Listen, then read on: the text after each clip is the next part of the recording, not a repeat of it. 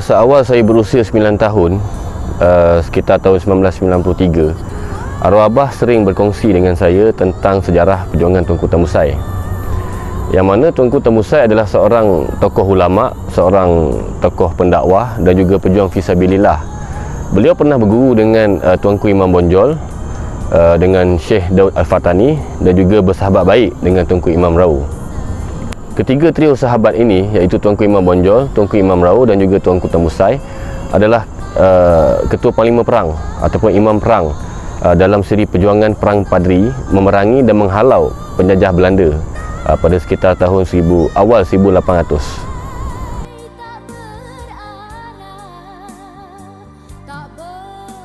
Di akhir episod perjuangan mereka dalam siri Perang Padri, benteng 7 lapis yang berada di Dalu-Dalu telah jatuh ke tangan penjajah. Tuanku Tangmusai dan juga prajurit dia mengambil keputusan untuk berhijrah ke tanah Semenanjung ataupun Malaysia pada ketika ini untuk menyusun semula strategi. Dan Tuanku Tangmusai telah menghabiskan sisa hidup dia, seterusnya meninggal dunia di Seremban, Negeri Sembilan, Malaysia. Itulah kemuncak kedatangan orang-orang tanah Sumatera ke tanah Semenanjung.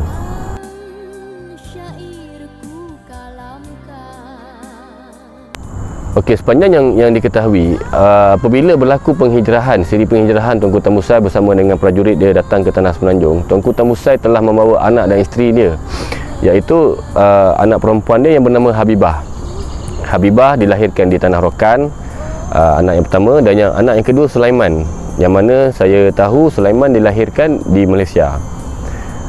Jadi daripada benih Habibah dan juga Sulaiman inilah maka beranak pinaklah seluruh keluarga almarhum Tunku Tangmusai, sehinggalah kepada saya keturunan yang ketujuh, dan menghasilkan hampir 9 keturunan di Malaysia.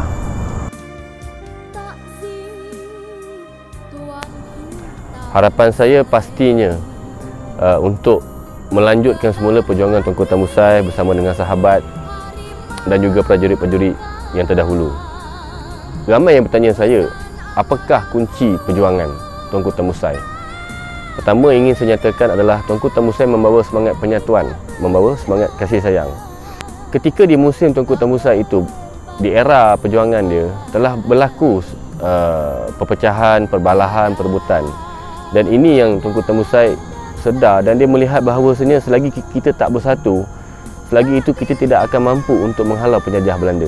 Maka gerakan pertama yang disusun ataupun yang dibuat oleh Tunku Tangmusai adalah untuk menyatukan kaum Mandailing, Melayu Rokan dan juga Minang di tanah Sumatera.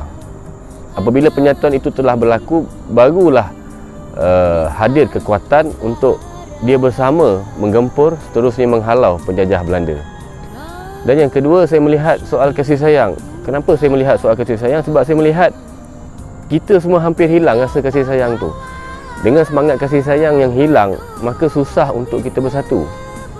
Dengan rasa kasih sayang itulah yang mengikat tali perhubungan kita, seterusnya membina kekuatan dan juga semangat jati diri kita.